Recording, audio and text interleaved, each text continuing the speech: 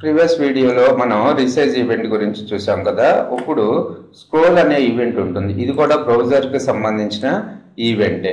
The scroll event occurs when the user scrolls in the specified element. The scroll event works for all scrollable elements under the window object. Okay, so ఈ scroll అనే event స్క్రోలబుల్ elements ఎక్కడుంటే అక్కడ అన్ని చోట్లకు work అవుతూ ఉంటుంది. అలాగే విండోకి కూడా అప్లై అవుతుంది, విండో ఆబ్జెక్ట్ కి కూడా అప్లై అవుతుంది. Scroll method triggers the scroll event are attach అయ్యే ఫంక్షన్స్. సింటాక్స్ ఏంటి? $selector.scroll function. ఓకే, సో దీని పర్పస్ మనం ఏం చేస్తున్నాం అంటే ఫస్ట్ ఒక డివ్ ఎలిమెంట్ ని తీసుకుంటున్నాను. ఓకే, సో ఈ డివ్ ఎలిమెంట్ లో style border 1 pixel, solid black, width equals 100 200 pixel, height equals 100 pixel అని ఇచ్చాను. ఓవర్ఫ్లో ఈక్వల్స్ టు స్క్రోల్ అని రాశాను కదా. ఇక్కడ చూడండి, యాక్చువల్ గా ఇది 100 పిక్సెల్లో వచ్చేస్తుందా? రాదు కదా. అందుకని మనకి ఏమవుతుంది, స్క్రోల్ వస్తూ ఉంటుంది మనకి. ఓకే, చూడండి ఇప్పుడు డాక్యుమెంట్ ఆ డివ్లో కంటెంట్ అనేది స్క్రోల్ అవుతూ ఉంటుంది. ఓకే, ఇది కంటెంట్ అనుకుంటే ఇది స్క్రోల్ అవుతుంది. ఓకే, సో తర్వాత వచ్చేసి ఈ పారాగ్రాఫ్ని రిమూవ్ చేస్తున్నాను కన్ఫ్యూజ్ కాకుండా. రైట్, సో రన్ చేయండి డాక్యుమెంట్ని. ఇప్పుడు మనకి స్క్రోల్ అయ్యే కంటెంట్ వచ్చింది. నాకు ఏం కావాలి ఫైనల్గా? ఇక్కడ మనం దేన్నైతే స్క్రోల్ చేస్తున్నామో స్క్రోల్ చేసేదాన్ని బట్టి నాకు ఇక్కడ స్క్రోల్ 0 times 1 time 2 time అని రావాలి మనకి. దానికి మరి స్క్రోల్ మెథడ్ ఎలా చేస్తాం? డాక్యుమెంట్ డాట్, సో ఇనిషియల్ గా ఎక్స్ అనే వేరియబుల్ ని సేవ్ చేసుకుంటున్నాను, క్రియేట్ చేస్తున్నాను. తర్వాత document dot ready function $of, ఇక్కడ ఏముంటుంది? డివ్ ఎలిమెంట్ కదా, డివ్ లో ఉండే స్క్రోలే కదా మనకు వర్క్ అవ్వాల్సింది. So div dot resize function. So span లో టెక్స్ట్ వచ్చేసి ఇంక్రిమెంటెడ్ వాల్యూ మనకి డిస్ప్లే అవుతూ ఉండాలి. ఓకే, సో ఇప్పుడు చూడండి, సో స్క్రోల్ చేసినప్పుడల్లా అవట్లేదు. Sorry, save.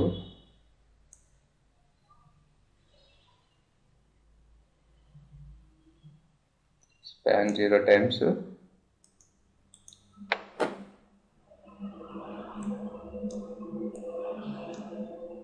సారీ, ఇక్కడ అసలైన మార్చలేదు మనం. ఏంటిది? స్క్రోల్ మెథడ్ కదా మనది.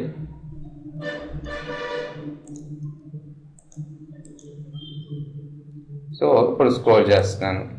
స్క్రోల్ చేసినప్పుడల్లా ఏ ఐటమ్స్ అనేవి ఎన్నిసార్లు స్క్రోల్ చేశాను అనేది ఇంక్రీజ్ పెరిగిపోతుంది. ఇక్కడ ఈ స్క్రోల్ కూడా వచ్చింది కదా, దీని ద్వారా కూడా మనకి స్క్రోల్ ఎన్నిసార్లు స్క్రోల్ చేస్తున్నాం అనేది పెరుగుతుంది. రైట్, ఇది scroll method.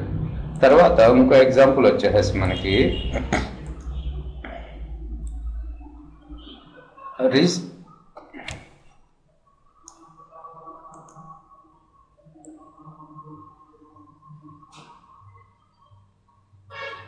toggle between the classes and the different scroll position. How to toggle the between the classes and different scroll position. నేను ఈ ఎగ్జాంపుల్లో యాక్చువల్గా ఇక్కడ నాకు ఒక paragraph ఉందనుకుందాము.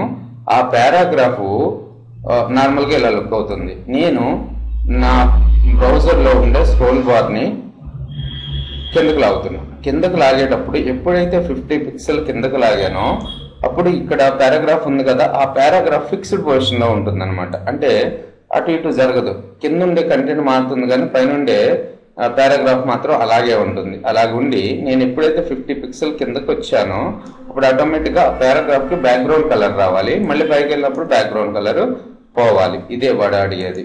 Okay, toggle between the classes and different scroll positions. So దాని purpose మనం ఒక style రాసుకున్నాం. డాట్ టెస్ట్ అనే స్టైల్ రాసుకుని బ్యాక్గ్రౌండ్ కలర్ ఈజ్ yellow ఇచ్చాము. సో ఇక్కడ ఈ div element తో మనకు ఇంకా అవసరం లేదు కాబట్టి div element ని తీసేస్తున్నాను. సో ఈ స్క్రోల్ తో కూడా పని లేదు.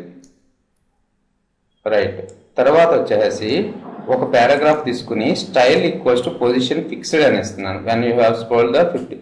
ఓకే, ఇందులో కొద్దిగా కంటెంట్ రాశాను /p. అంటే నార్మల్గా ఇప్పుడు చూడండి మన డాక్యుమెంట్ ఎలా కనబడుతుంది. సో ఈ కంటెంట్ అనేది ఫిక్స్డ్ పొజిషన్లో ఉంటుంది.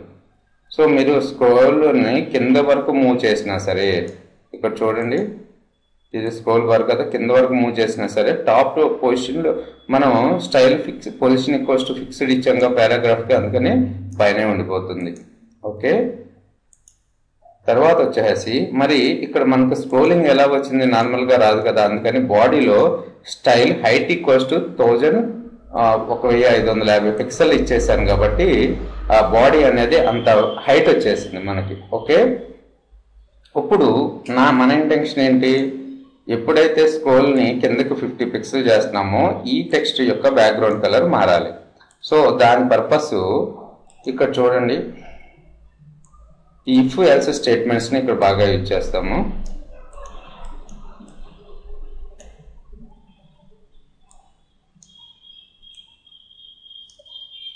సో $document.ready ఫంక్షన్ ఇక్కడ వరకు కామనే మనకి. ఈ రెడీలో ఈ కోడ్ అంతా రాస్తున్నాము. తర్వాత ఈ కర్లీ బ్రాకెట్స్లో ఫంక్షన్ రాస్తున్నాము. ఫంక్షన్లో $window.scroll ఫంక్షన్, మళ్ళీ ఫంక్షన్ కాల్ చేస్తున్నాను. సో ఇక్కడ ఇఫ్ $document.scrollTop, మనకి స్క్రోల్ టాప్ అనే ఒక మెథడ్ ఉంటుంది. సో ఇది ఏమిస్తుందంటే ఎక్కడైతే మన కర్సర్ ఉందో ఆ 50 పిక్సెల్ వరకు వచ్చి అప్పుడు $p యాడ్ క్లాస్ మెథడ్ ఒకటి ఉంది కదా, దాంతో మనం పారాగ్రాఫ్కి ఏదైతే పారాగ్రాఫ్ ఉందో దానికి టెస్ట్ అనే మెథడ్ని యాడ్ చేస్తున్నాము. ఎల్స్ పారాగ్రాఫ్ రిమూవ్ క్లాస్ ఏం చేస్తుంది, ఉన్న క్లాసెస్ని రిమూవ్ చేస్తుంది. యాక్చువల్గా ఇవి అయిపోయినాయి మనకి, వినే ఉంటారు మీరు, add class, remove class.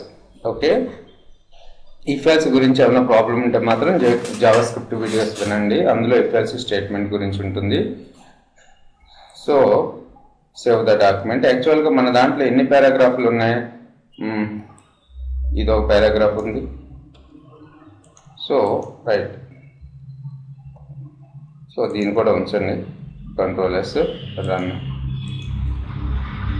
So కర్సర్ని కిందకి తీసుకొస్తున్నాను. 50 పిక్సెల్స్ ఎప్పుడైతే కిందకి తీసుకొస్తున్నానో ఆటోమేటిక్గా మన పారాగ్రాఫ్కి బ్యాక్గ్రౌండ్ కలర్ ఎల్లో వచ్చేస్తుంది. సో ఇంకా కిందకి ఎంత వచ్చినా సరే తర్వాత మళ్ళీ పైకి తీసుకెళ్ళినప్పుడు బ్యాక్గ్రౌండ్ కలర్ పోతుంది అన్నమాట. సో ఈ విధంగా మనం స్క్రోల్